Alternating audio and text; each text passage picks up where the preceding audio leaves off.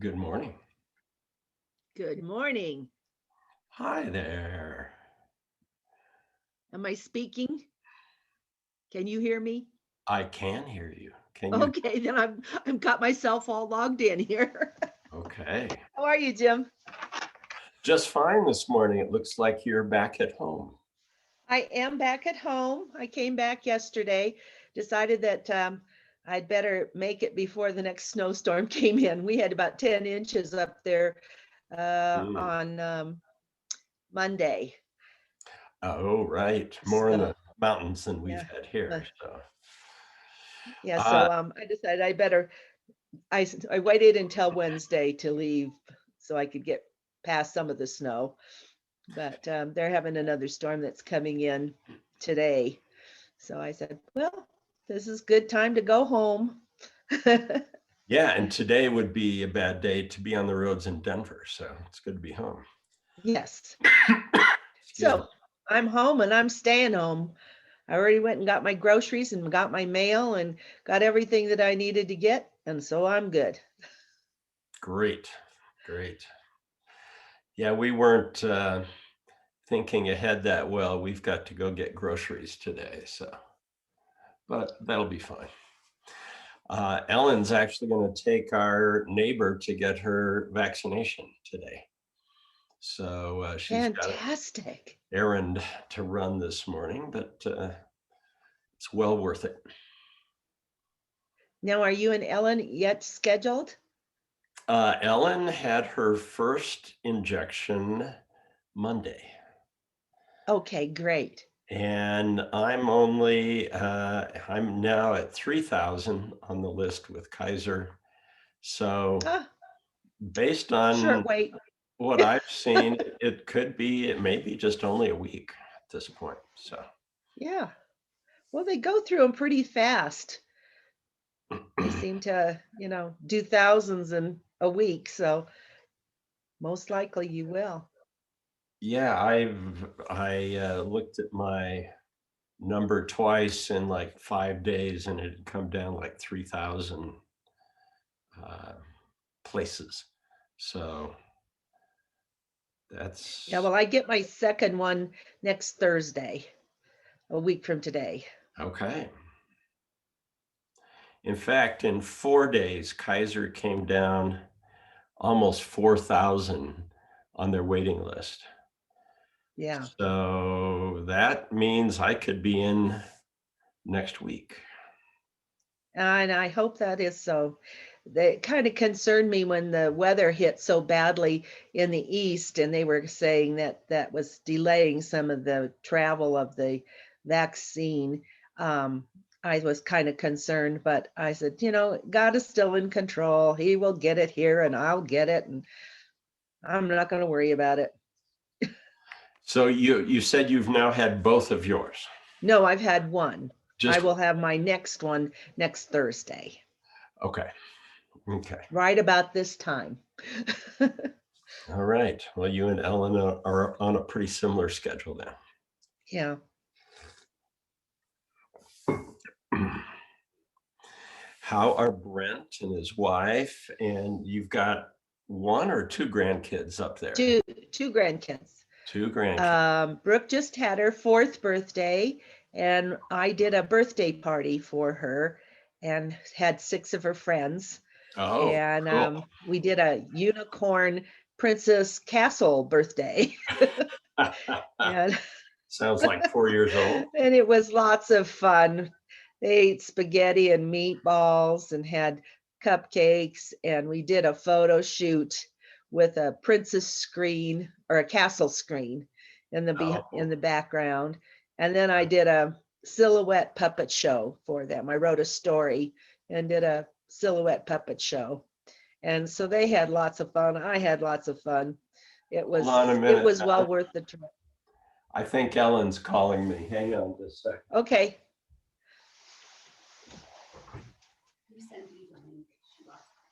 Okay.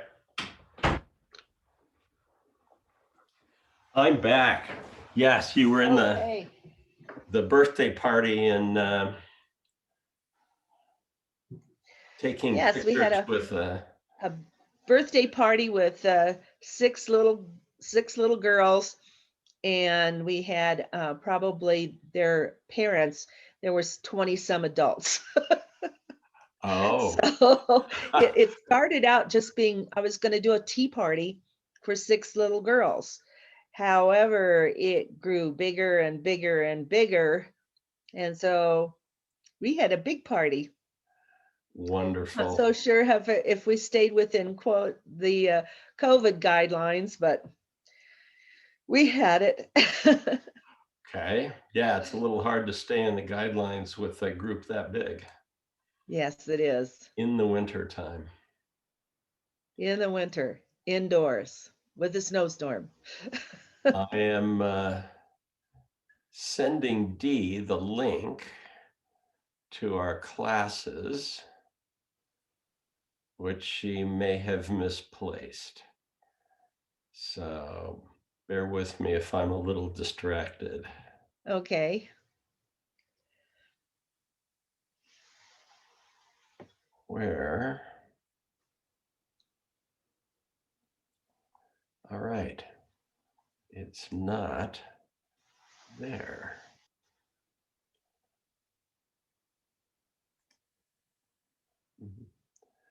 This will take me just a minute to find myself on the right screen.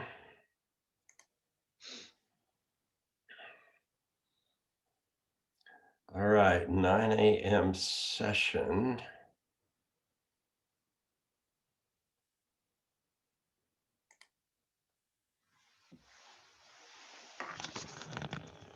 Copy link address. Let's see if this will do it for her. Hi, Ellie. There's Ellen. Hi. Hi, Ellen. Hi. All right, let's see.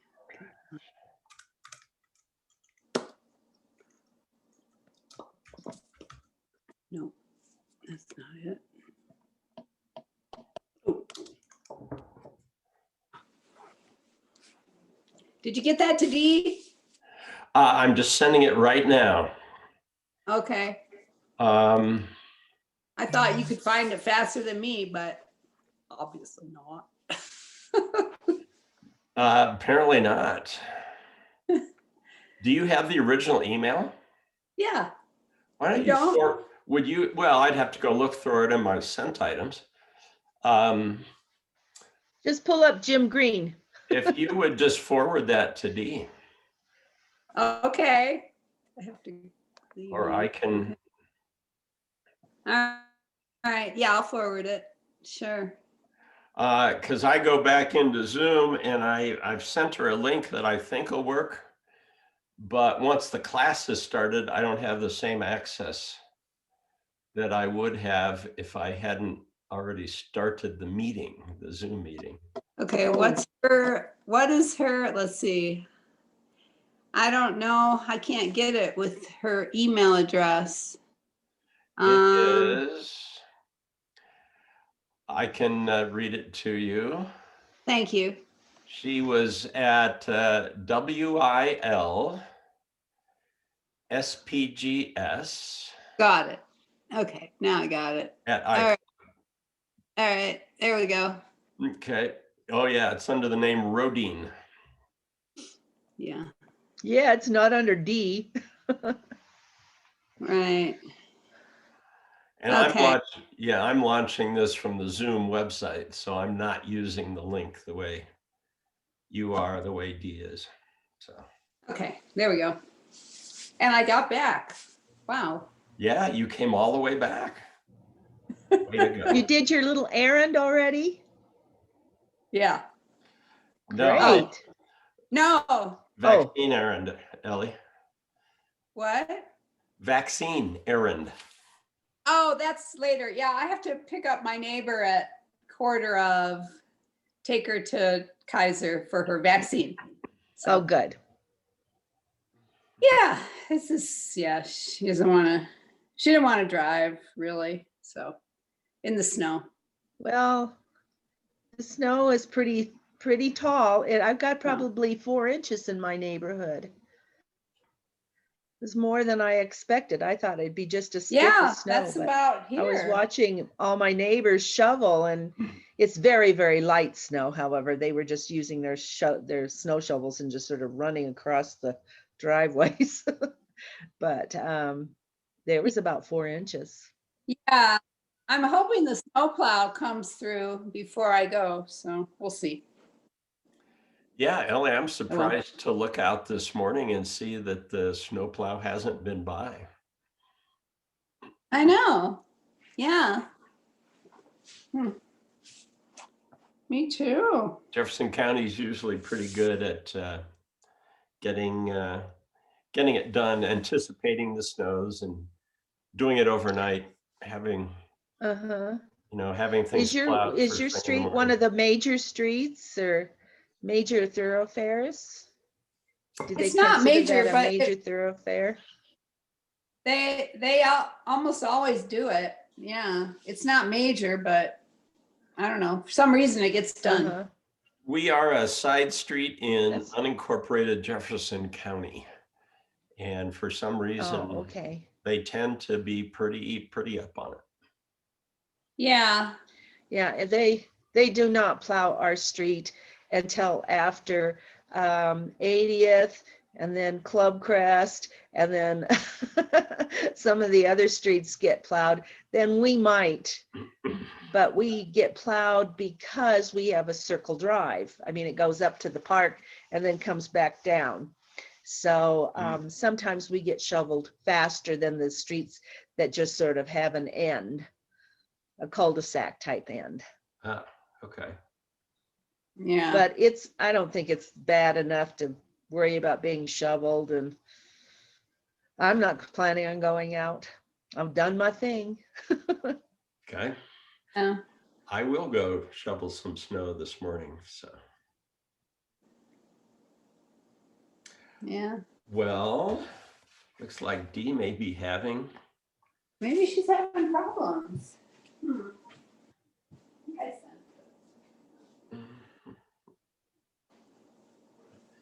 She needs the password for the meeting. Oh, crap. Okay. What's the matter? She needs a password. Oh. Interesting. A password. Yeah, I sent her a link that requires a password. How come we don't require that? Because of the link I sent you. Okay, here's the passcode. I don't know if this is the same one for meeting 835-1266-0344. That's it. That's the meeting, and the Yeah. passcode, do you want that? Yeah, please. 451-264. 451-264. 51264. If I could type, it'd be easy. 451. Yeah, we're just trying to send you the passcode here. Okay, what was it, Donna? Ellie, tell her it's on Wait. text. It's on text to her. Oh, it's on text. 451-264. 451-264. 451-264.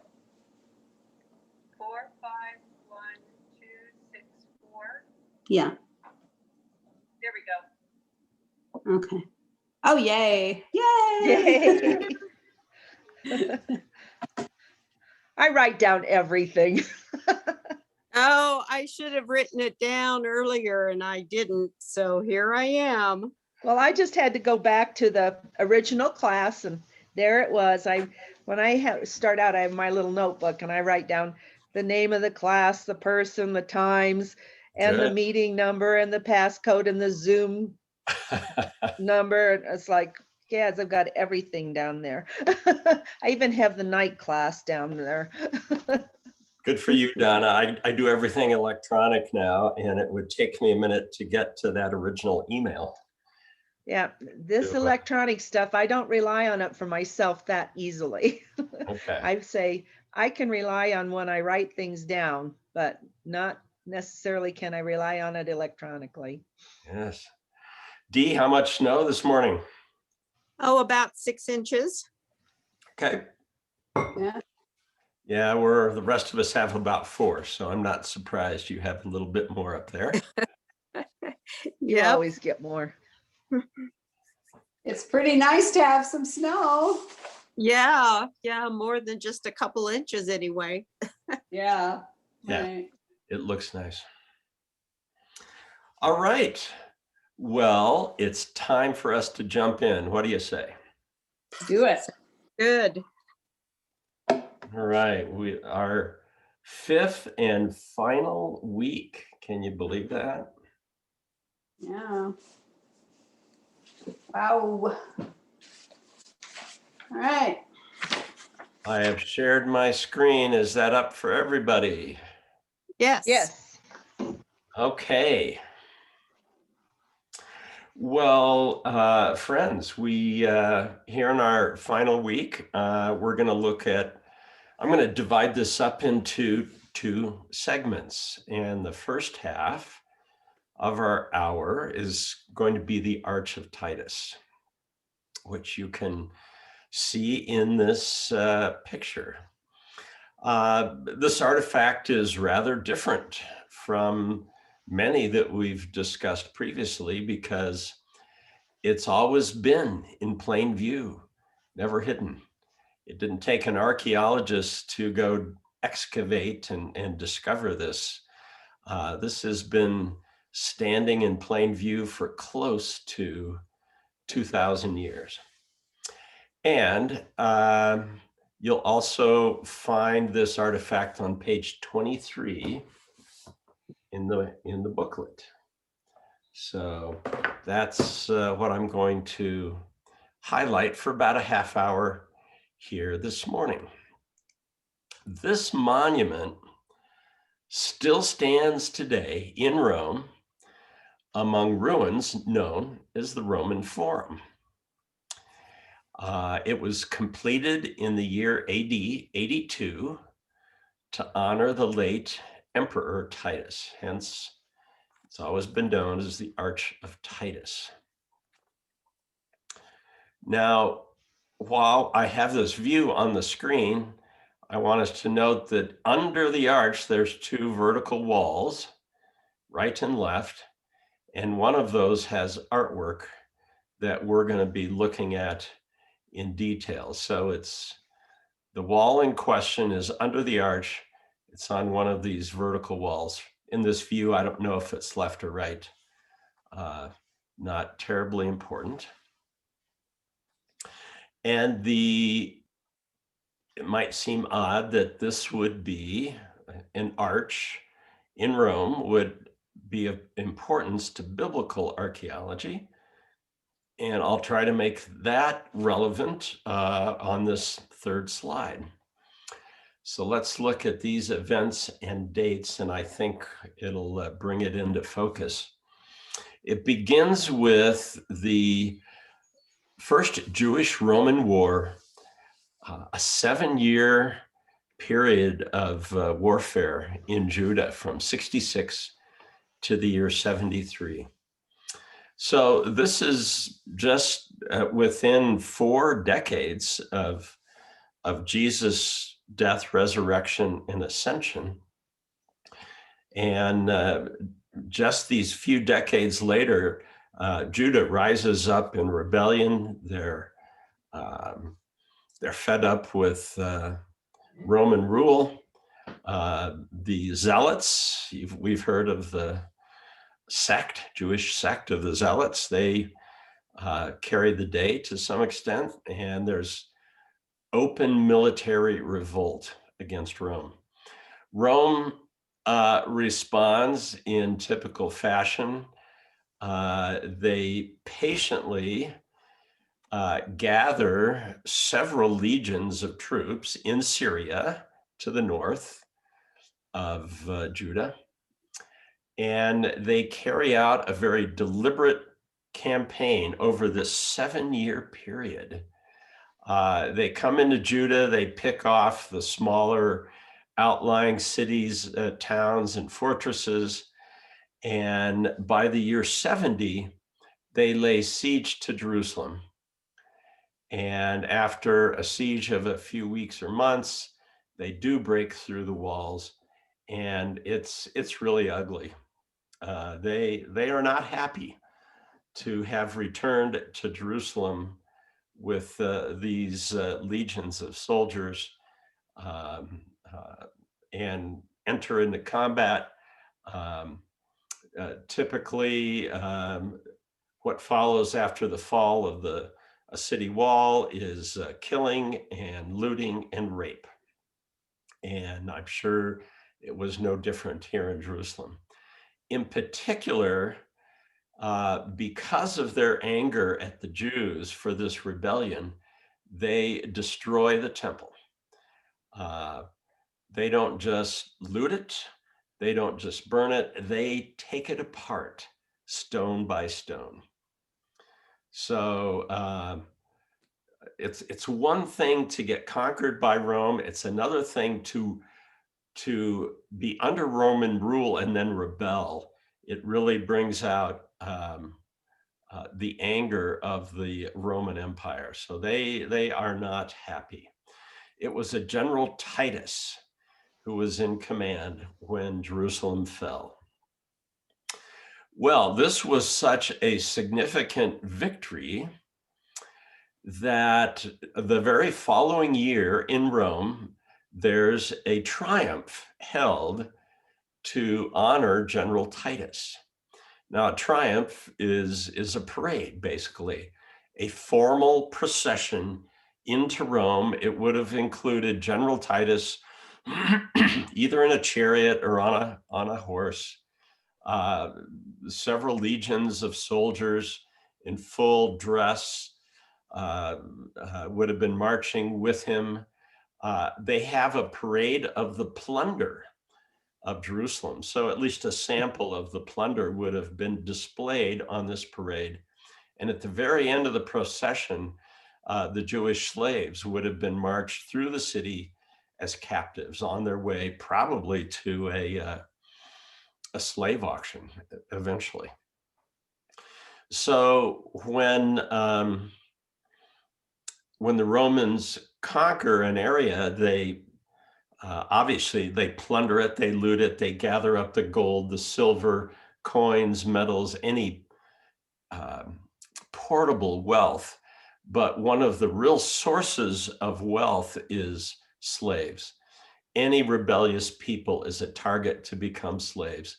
And it's likely that tens of thousands, if not hundreds of thousands of Jews were enslaved because of this first Jewish-Roman war.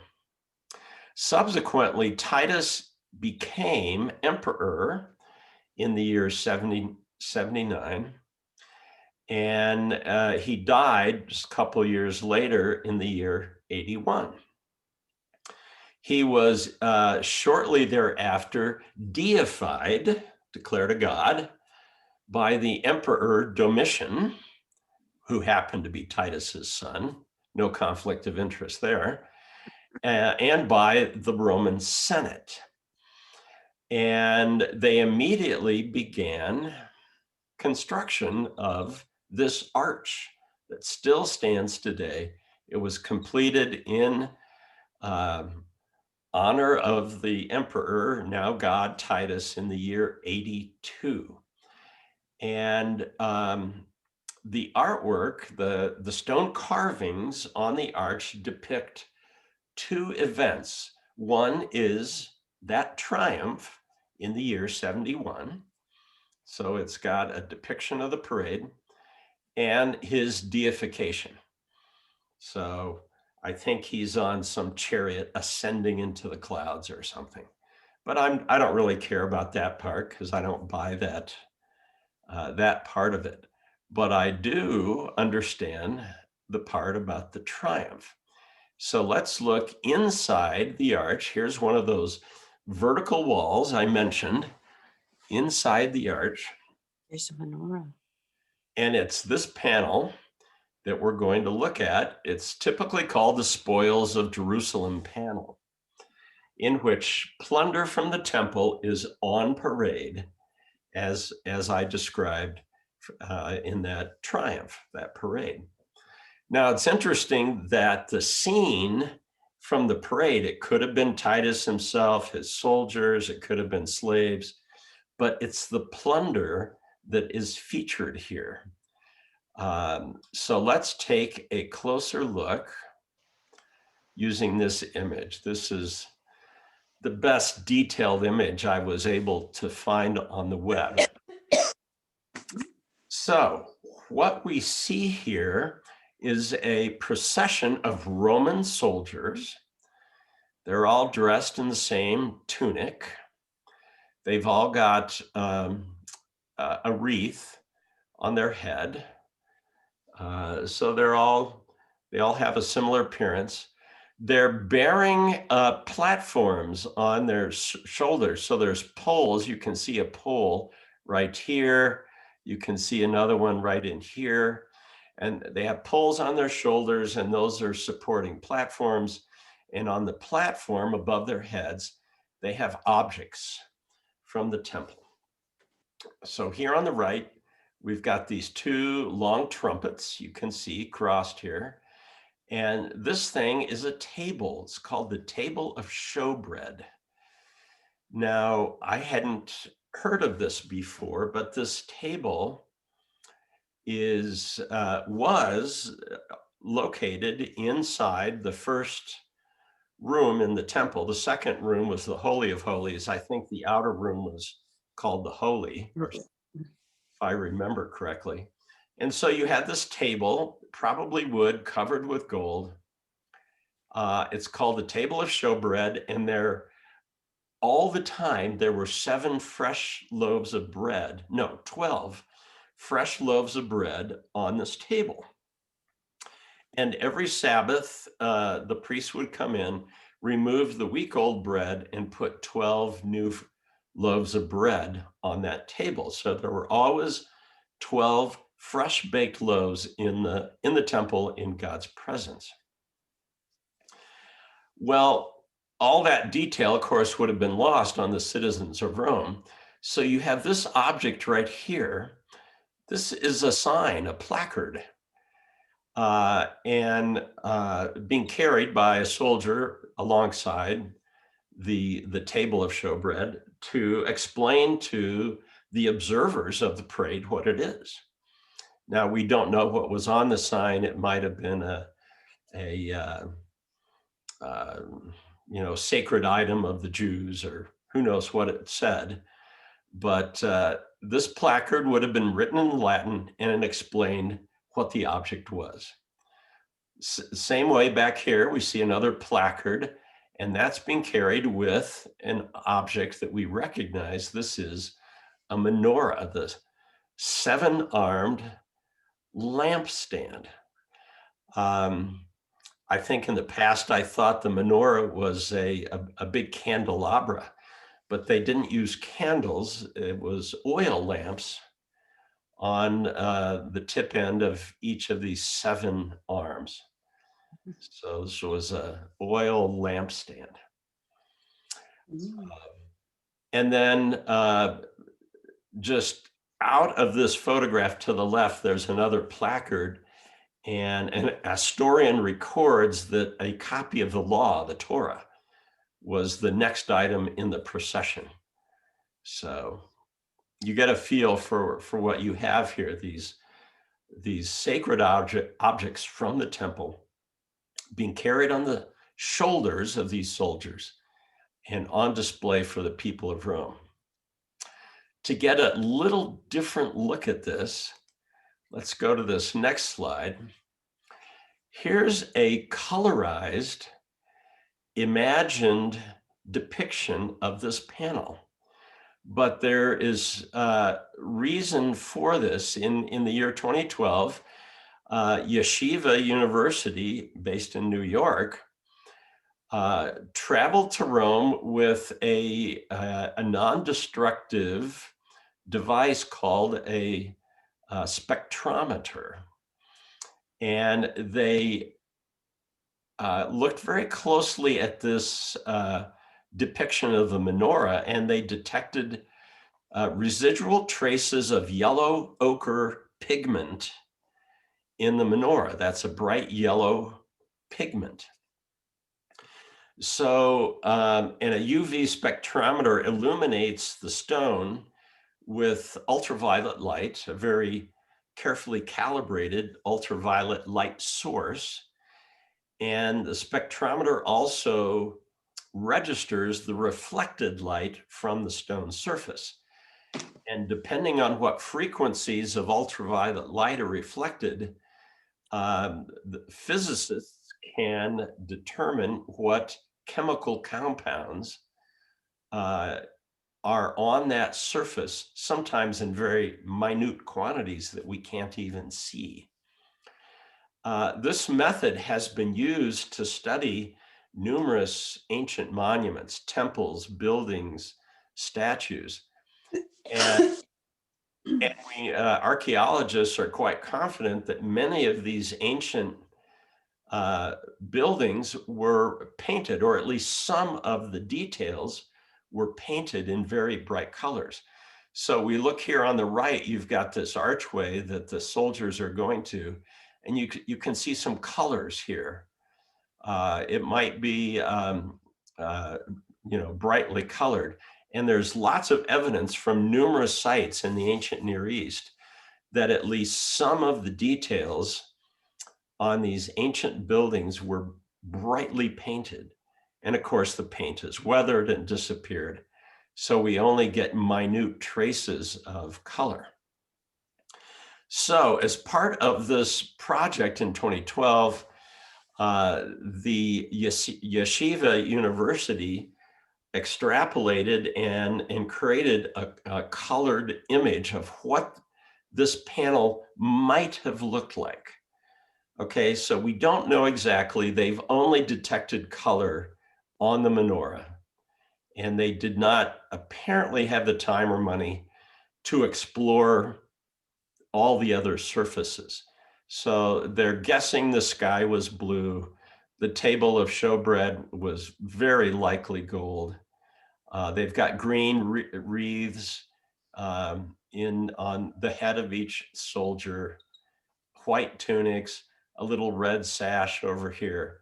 So this is an extrapolation. They're guessing, but it's a fair guess that this panel was brightly painted in its original form. And that gives us at least a concept of what it might have looked like. Pretty fun. The other reason this menorah is striking is for this reason. In a previous class, when we discussed the Dead Sea Scrolls, I noted that the nation of Israel declared itself a nation in May of 1948. And just prior to that declaration, the leaders who were making preparations for this new nation, they knew they needed an emblem for the state of Israel, something that could, it would be on the flag, it would be their national emblem. And it turns out they invited a number of artists back in 47 or 48. I don't know the timing exactly, but they invited several artists to submit ideas and concepts for an emblem for this new state of Israel. And this is the winning design. And you can see clearly that the highlight is the menorah. And you can see it's virtually an exact replica of the menorah on the arch in Rome. And that is not a mistake. The artist, in fact, drew on the arch in Rome as his or her inspiration for this proposal to the nation, and this winning proposal, this still is the emblem of Israel. And it turns out that this artwork in Rome was really the only artistic rendering of a menorah from that period of time that was still in existence anywhere. So that became the inspiration for this emblem for the nation of Israel.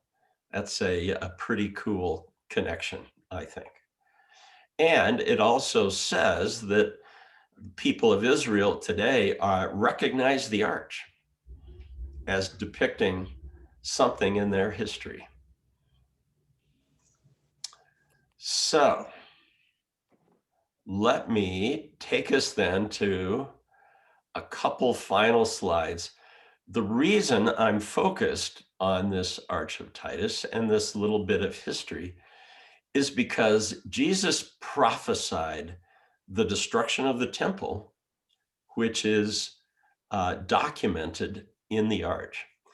And this prophecy appears in Matthew 24, Mark 12, Mark 13, Luke 21. And this text is from Matthew 24, and I'm sure you remember this story. Some of his disciples were remarking about how the temple was adorned with beautiful stones, with gifts dedicated to God. But Jesus said, "As for what you see here, the time will come when not one stone will be left on another.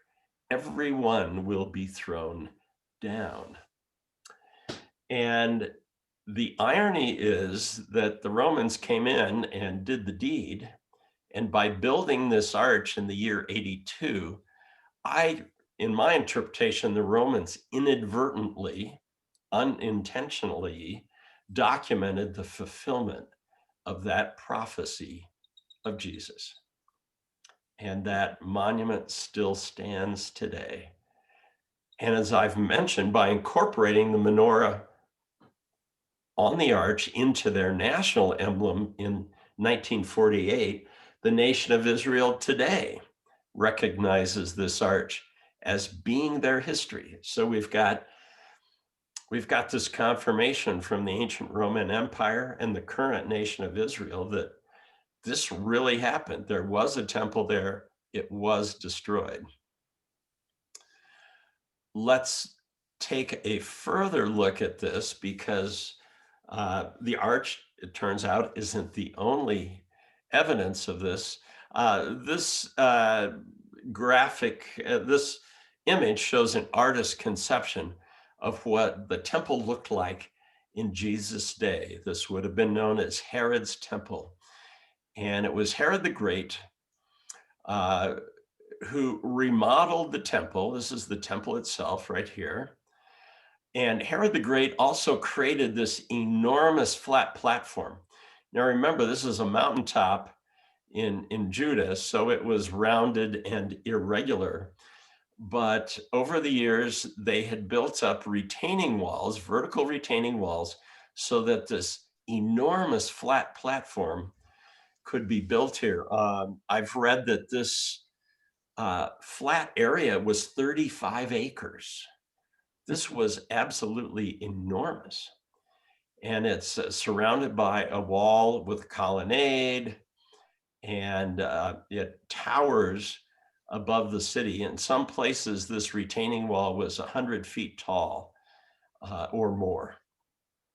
And we know that at least approximately this is what the temple looked like in Jesus' day. Now, I want us to focus right on this portion of the retaining wall, because this is the western wall of this raised temple platform. And I think we're all familiar that the western wall still exists in Jerusalem today. And here it is. Here's that vertical wall, 100 foot tall, still there. And at the foot of the wall, there's a Davidson archaeological park that any of us could visit there.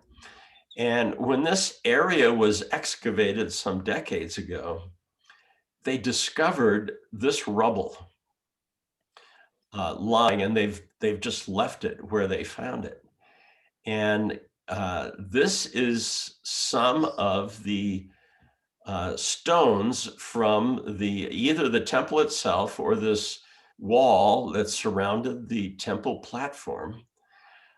They literally just took it apart stone by stone, took it to the edge of the retaining wall and pushed it off. And here's where the pile of rubble has been sitting for some 2,000 years nearly. This is all part of this archaeological park in Jerusalem. And the interpretation at the park, it says these are the stones landing exactly where the Roman soldiers left them when they pushed them off the platform, in so many words. So we have the Arch of Titus in Rome that records the destruction of the temple in Jerusalem, and we have this rubble as well here on the ground. So multiple witnesses to the destruction of the temple. And I'll just close with this photo, another view of the Roman Forum with the Arch of Titus in the background. So that's the Arch of Titus. I think it's remarkable that it records, it confirms fulfillment of that prophecy of the Messiah. I think it's amazing. Any thoughts or questions? I like the idea that they inadvertently did this.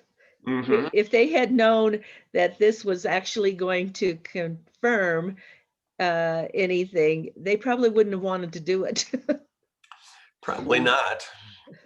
Or that Jesus would be more famous 2,000 years later than Titus. Right. Yeah, Yeah. yeah. Well, I gotta go. It's been great having class with you guys. Go do your good Donna deed. and Dee. Okay. Okay. Bye, Ellie. Bye-bye, Ellen.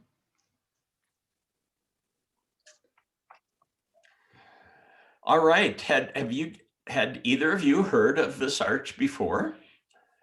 Yes, I Yes. have. Good. It's a prominent thing that people go to visit. They're always talking about the Arch of Titus. Okay. That and the Arch of Triumph. Right, right. Yeah, I wasn't aware of the panel, and that makes Oh, I wasn't me, either.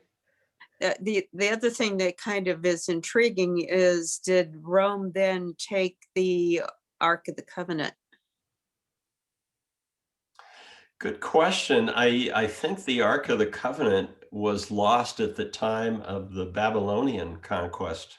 Conquest, yeah, that's probably Jerusalem. true. And no one seems to be able to trace what happened to it. There's rumors that the Egyptian Coptic church somewhere in Egypt has the Ark of the Covenant hidden away in one of their churches someplace, but they don't allow anyone to see it. So that's kind of strange. But Mm-hmm. my best guess is that the Ark was destroyed someplace or hidden so well that we haven't found it. Well, there's also stories that some people have found it. They know where it's at, and they're waiting for the time when they rebuild the temple to bring it back. That's interesting. I don't know. Sounds more like conspiracy theory to me. But maybe. Well, they've got all this stuff that they've been working on for the temple, and the red heifer. They've got all of the supplies that they're going to need for the temple, but they have to wait until they can get access to the mount. Do they have Levites? Yes, these are all Levites and Okay. that have, they have to be of the family of Levite and Mm-hmm. what's the other one? I can't remember. There's another group that do that, but they're the ones that are in charge of all of the temple furnishings. Okay. Well, I get this book about Israel, My Glory, and it talks about all of the Israel things that are going on and preparing for the temple and all of that kind of stuff. So I get a lot of that information through that. okay. I haven't looked into those things as much. Uh, I probably saw this Arch of Titus because Kara Ellen and I traveled to Rome back in 2002, I think. And we would have visited the Roman Forum, but I had no clue what the Arch of Titus was. And uh, I wasn't smart enough to look for the spoils panel. I had no clue it was there. So I was clueless. I missed the whole thing. The book of Titus. Tell me about that. How does that relate anything to the Titus, the emperor? It does not. Has nothing. It does not. Okay. No. That refers to a young Christian believer Okay. named Titus, and definitely not the emperor. Definitely not. No. All right. So that's a pretty cool thing. It is very cool. Well, I wasn't aware of the as the inscriptions or the carvings on the side. I think that's what's really interesting about this is the carvings. And when you colorize them, that really makes them stand out. And but you can see a lot of damage to the arch. I wonder if that was inflicted by people or how it was, or was it just falling apart? Yeah, is it weathering or was it vandalism? Mm-hmm. I don't know. Maybe someone has some idea about that, but I certainly don't know. This panel up on the screen now, it's taken quite a bit of damage for sure. Mm-hmm. The Yeshiva University project could only find one of these heads that was, well, some of them are just, two-dimensional in the rock surface, but there's a couple heads that are completely three-dimensional.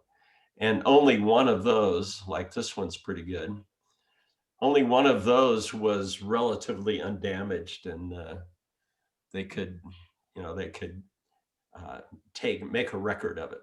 Mm-hmm.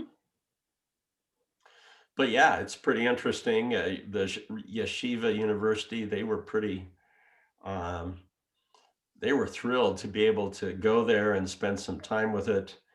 And then they also did a laser scan. So they have the dimensions of this whole panel, which they used to create this graphic. And then they found the dye, the paint, little residual paint on the menorah to give them a clue what's happening. So yeah, it's all pretty interesting stuff. Sure is. Probably something I'll never get to see, but I'm enjoying it now. All right. All right. All right. Let's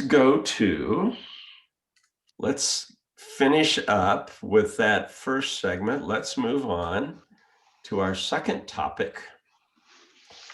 And that is a completely different question. Can archaeology confirm the existence of persons in the Bible?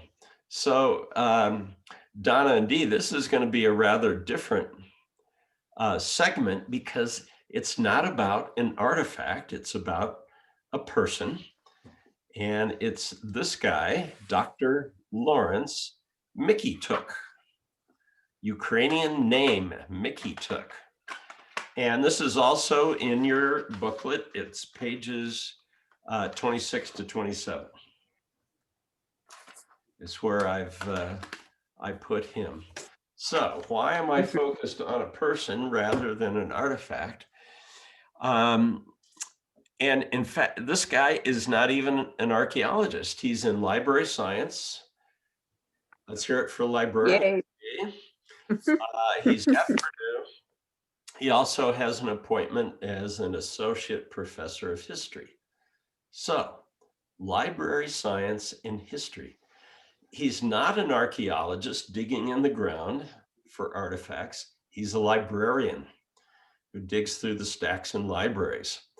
So the artifacts he's looking for are books, academic journals, PhD dissertations, any academic publication that would have to do with biblical archaeology, and in particular, artifacts that might confirm the existence of specific persons in the Bible. That was his unique insight and his unique focus.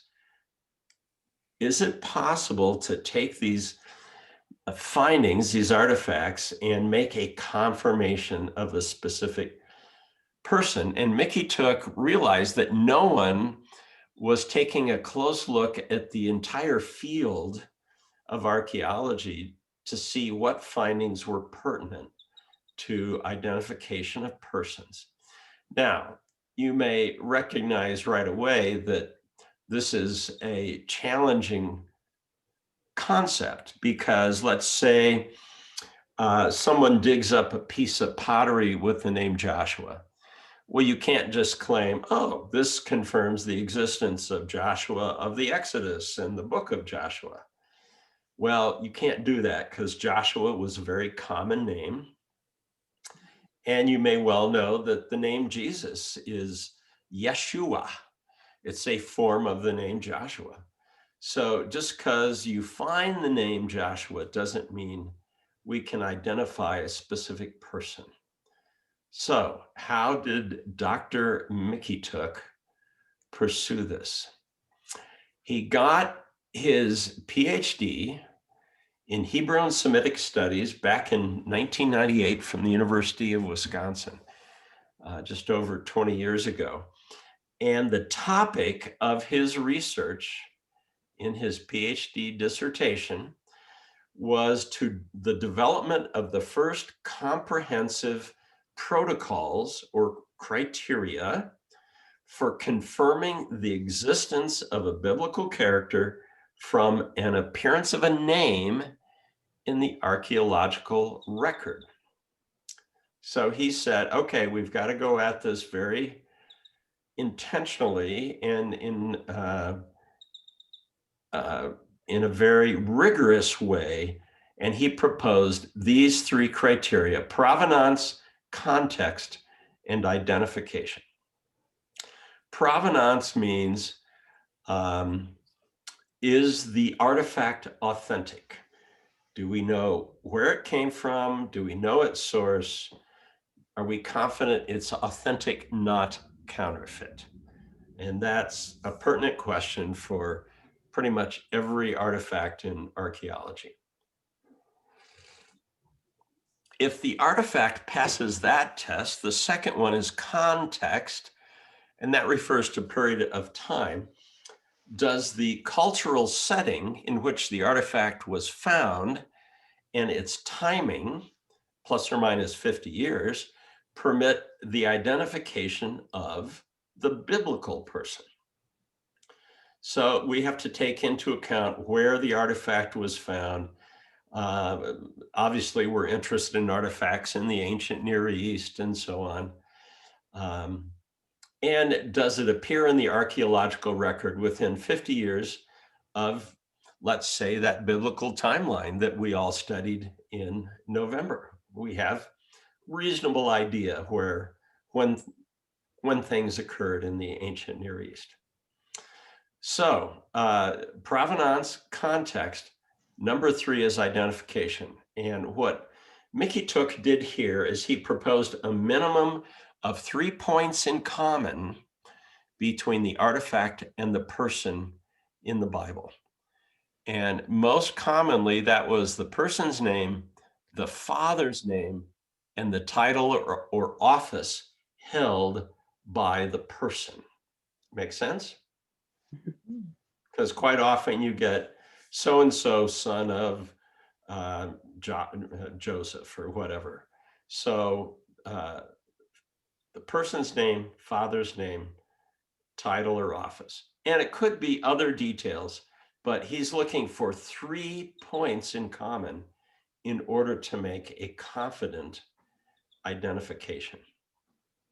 I often wondered why when the authors of the scriptures were talking, they would always include the person's name, the father's name, and the extra information like son of. And the Jewish people still do that to this day. They will say the Cohens, that's the other group of people, the Levites and the Cohens, but they will say the son of, the son of, the son of. Yes. To connect all of those people with that name. Yeah, that family heritage has always been of value to them, no doubt. Well, given that he developed this protocol, and by virtue of publishing his PhD, it was peer-reviewed and critiqued. It's been more than 20 years since he received his degree, and throughout that time, Dr. Mykytiuk has been essentially digging through libraries and looking for artifacts that fulfill this criteria. And remember, in our first session of this class, we talked about the biblical archaeology getting underway about the decade of the 1820s. So Dr. Mykytiuk has 200 years of results and publications to dig through. So he's got a lot of stuff to look at. And but he's found some pretty amazing things. So here's when he focused on the Old Testament, he was able to make confirmation of persons in the Bible, including 5 pharaohs of Egypt, 1 king of Moab, 5 kings of Aram, Damascus, just to the north of Israel, 6 kings or princes of Assyria, 7 kings or officials of Babylon, 7 kings or governors of Persia, 8 kings of the northern kingdom of Israel, and 14 kings or court officials of the southern kingdom of Judah. So way back in week 2 of this class, we all looked together at the 4 Iron Age stelae, and we saw how those artifacts identified 6 kings of Israel and Judah. Well, it was really fun to discover Professor Mykytiuk and realize his research, he's up to 14 kings of Israel and Judah. So you can clearly the scope of his look into the archaeology is a lot broader, a lot wider than mine. So as well, and I haven't even tried to look at these kind of persons, Persia, Babylon, Assyria, and so on. But over the years, he's confidently identified 53 different persons in the Bible. So are these, excuse me, Jim, are these the kings, the 14 kings of the southern kingdom of Judah? Are these the actual ones that are mentioned in the Bible as to who was the kings of Judah at that time? Yes, Don, it would have to be, or it wouldn't be on his list. I see. Okay, so he's basically confirming all of the kings that are in the Bible? Well, not all of them. No, there's 43 kings of Israel Okay, and Judah. You may recall from an earlier class session, 43 total monarchs, 42 kings, one queen, and he's identified 14 I see. Okay, total kings, and there's some officials in here too. So it's 8 kings of Israel, 6 kings of Judah, which is okay. not explicitly on the slide, but Mm-hmm. that's close to a third of all the kings who are reported in the Old Testament. That's amazing. That's It, just amazing. it's amazing to have that many. And he's dealing with artifacts from all over the ancient Near East, artifacts in Egypt, a king of Moab, many kings of Aram Damascus just to the north, Assyria, Babylon, and then Persia came in from points further east, and of course their empire occupied the whole area. So the archaeology covers a vast area of the ancient Near East, and it serves to confirm the identity of persons named in the Bible. And then here's a close-up of Judah and Israel. We've looked at this before. Judah in purple to the south, Israel in green to the north. So just to give us a little, put it on the map, but I'll park us back here on this list of Old Testament persons, and just pause a minute in case you have any other comments or questions. I thank you for sending those to me. Okay, the slides. Yes. Oh, good. Then I Yeah. can go back and say, oh, this is what they're, 'cause if I try to write them all down, I miss them. So, Oh yeah, try to take notes is way too distracting. So yeah, having the slides makes a lot of sense. it's very helpful.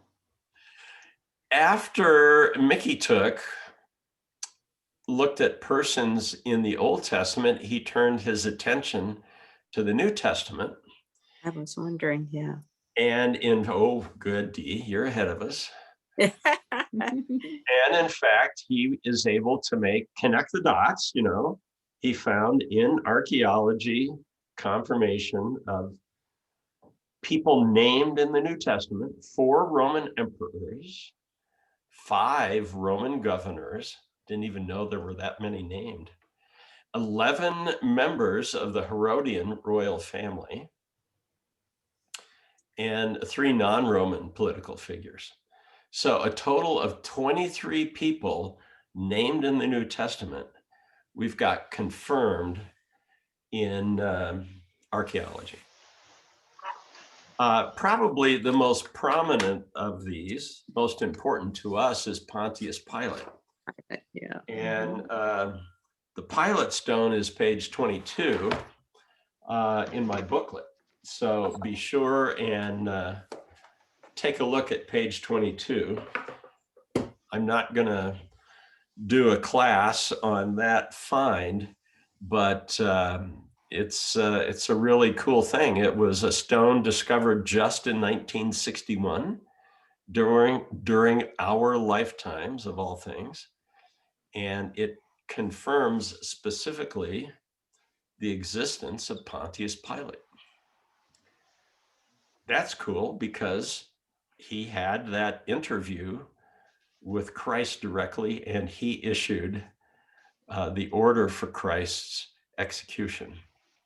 We know he was a real person. There have been histories. Pontius Pilate shows up in Roman histories, but now we have an artifact. In fact, subsequently, we've found a copper ring that says Pilate on it. So we have 2 artifacts confirm the existence of Pilate. So Old Testament figures, New Testament figures. Mykytiuk also turned his attention to the most important person in the Bible to us Christians, did Jesus of Nazareth exist? Can we confirm his existence from extra biblical sources? And he confirms that we can. He concludes that we can. He's not looking here at artifacts, he's looking at written histories. And he includes Josephus, Jewish Roman historian, late 1st century. He's got Tacitus, Roman historian, early 2nd century. He's got Lucian, a Greek writer, late 2nd century, and various rabbinic writings. He wasn't very specific about these. I wish he had opened up a little more detail on those. But their Jewish rabbis wrote about Jesus and the claims of him being Messiah over the years. So Jesus does appear. And here's 2 really interesting observations from Mykytiuk's paper. As far as we know, no ancient person, referring to the first few centuries, ever seriously argued that Jesus did not exist. And Mykytiuk then quotes another historian, Van Voorst, who wrote, "No pagans and Jews who opposed Christianity denied Jesus' historicity or even questioned it." So those opposed to the way, to this emerging Christian sect, they never questioned Jesus' historical existence. They merely disputed who he was and Jesus' claims to be God, to be Messiah, and so on. So it's pretty fascinating to see scholars making statements this clearly. They questioned who Jesus was, not that he existed. Very fun. So here's a couple other quotes that resonated with me. Mykytiuk said in an interview, when I was doing this, I had to get rid of the wow factor. I had to be absolutely cold-blooded about the evidence and whether it met the criteria. And that's why I think his work is really valuable, because he established well-defined criteria and he sticks to them. But the wow factor is really there. The second quote, it's the drama of confirmation, of realizing we have a new piece of evidence and it echoes. It reverberates all the way back. Yeah, it's evidence, but it's that connection. It verifies everything. So I really loved this quote when I found it, because I have felt the same way about studying archaeology or about buying a couple of those ancient coins. It's just such a tangible thing. It speaks to my heart as well as my mind. So I identify with Mykytiuk on that. So significance, absolutely. I'm convinced that Mykytiuk has a sound argument here that yes, archaeology can confirm the existence of persons in the Bible. And specifically, he concludes that the existence of nearly 80 people named in the Bible, including Jesus, are confirmed by archaeological artifacts and extra-biblical historical writings. Very fun. If you have your booklet, look quickly at page 27 with me. And on page 27, I've listed websites of links to 4 of his publications that pretty well describe the work that I've summarized in these slides. I think all of these, yeah, they're all part of the library. These are all in a library from a magazine, Biblical Archaeology Review, Mhm. and it says subscription only. So these articles are behind a paywall. But I've downloaded these articles, and I've got permission from the magazine to share them in the context of class without copyright infringement. So if you'd like to see some of those articles in person, just email me with a request for what particular article you'd like to read. There's actually several articles through the booklet, not just Mykytiuk's publications. There's something about the pilot stone and some other things too. So I can share these articles with you if you'd like to read some more. Thank you, Jim. Yes. Cool. All right. Well, that's the class for today. And this is the end. This is the end. This wraps up our 5 sessions on Bible and archaeology. So Well, it's been a wonderful class. I've really enjoyed it. well, thank you. I hope it's well worth your time and has given you some roots in archaeology. Yes. Well, it's given me a little bit more background. When I see something, I will know, well, this might be related to this, or this might be related to that. Sure. And especially when I'm talking about different things, like, for instance, to my daughter-in-law, who is very much of a skeptic on many things. Okay. I was telling her about some of these coins and stuff, and she says, well, how do you know they were from that time? I says, well, that's because they'd used those coins at that time. So it was, it's interesting to have the little bit of documentation or background to understand more about this. I accept things more on faith than having to have an actual artifact. But some people actually need the artifact. They need the touch. They need the seeing of something before they'll believe. And I guess that goes way back to Jesus's time. You know, people had to see Jesus, and they had to see what he could do before they would believe in him. And some didn't even believe in him then.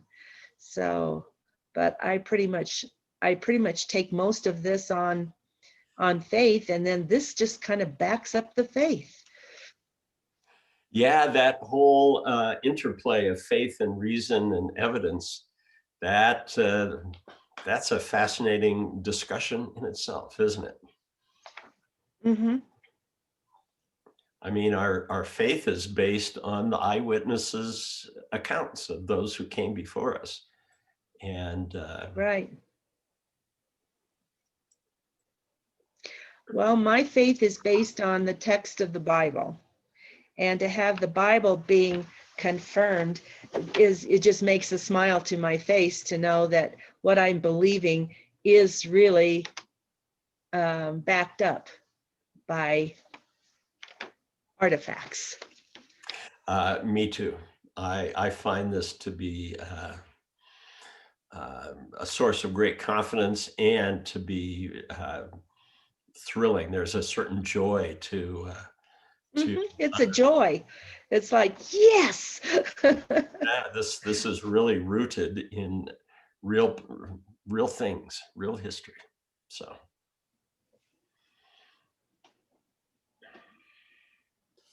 Yes, Jim, I've enjoyed it so much. Look what I got. oh, you bought the handbook. Yes. Very good. What do you think? It's interesting. I'm enjoying it. Yes.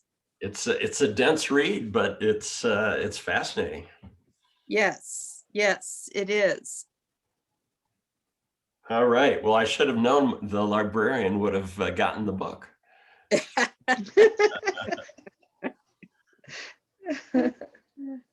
Yeah, if that's a much more thorough handbook than my class, no doubt.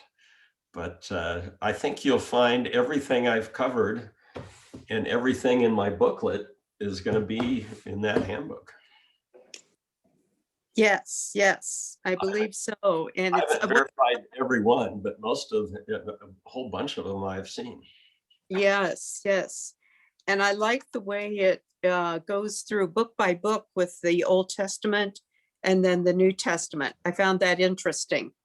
Yeah. So, in fact, I used it the other day to, we're doing a study on Ruth. And so I checked to see if there was anything, and it talked about Moab, of course. So, yeah,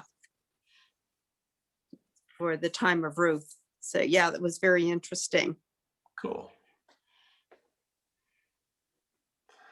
All right. Another book that I think you might be interested, and I don't know if you have it. Mhm. It's called, let me see if I can get it out, get it here. It's called Unearthing the Bible. I don't have that one, Dee. Can you see this? It's called Unearthing the Bible, I will write it. and it's called Titus by Titus Kennedy. And it is 101 discoveries that bring the Bible to life. And it gives a page to each one of them. Okay. What do you know? That's the format of my booklet. Yeah. And it's interesting because he has, obviously the same ones that you had, but it goes through once again chronologically. Okay. And you've got this in an electronic version, obviously. Yes, I have it on Kindle. Yeah. Okay. Electronic version. Yes. Well, I may have to go get that. You probably saw in your handbook they have a specific table of Old Testament artifacts and New Testament artifacts. Mm-hmm. So Yeah. in tabular form rather than one page per artifact. So Right. So, cool.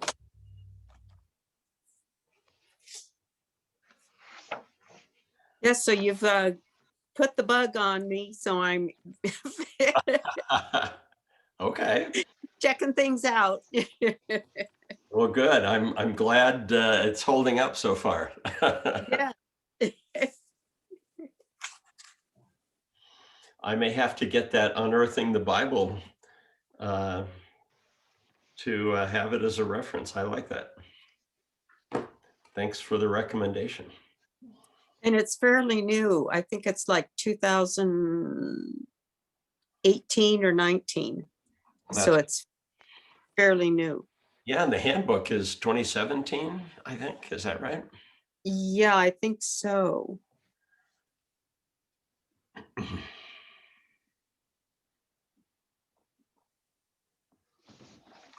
Well, there's lots out there to read and learn, but it's been I've really had fun walking through the things I've shared with you. It's really given me a pretty comprehensive overview of what's available, what's there. Jim, are you going to continue with this researching, or are you going to find something new there? Or has this sparked another interest for you to go into deeper? Glad you asked. I'm going on. I am continuing to study, but on a different topic. In the last couple of years, I've done a lot of work reading about the intersection of faith and science, or to some people, the collision of faith and science. Mm-hmm. And I have in mind to do a series of classes on that as well. Keep me in mind. I will publicize it to the whole church as I've done in the past. I've been putting it off because there's many more controversial issues. The archaeology isn't particularly controversial in my mind. But science and faith, there's a lot of controversy and a lot of antagonism today. But I'm beginning to think I'm going to tackle it anyway and do a class. So wish me well. We'll see. We'll see how that. I will wish you well. Yes. I look forward to the results of your studies. Okay. Well, I appreciate it. So do I. I've still got some work to do. I've got things to read, and I haven't even started creating any kind of presentation materials. So I also don't have a booklet like this, which, you know, I had worked on this a couple of years ago. So it was mostly stuff that was just sitting there waiting to be used. So I haven't done anything like that on science yet. So we shall see. Give me a couple months. Shall do. Okay. Well, thanks you two for joining us this morning. And I think I'll call it a class. Thanks so much, Jim. Greatly appreciate you again. It's been fun to have you two involved and your involvement and feedback. I appreciate it. Take care. Okay, thank Take you. care. Bye-bye. Bye-bye.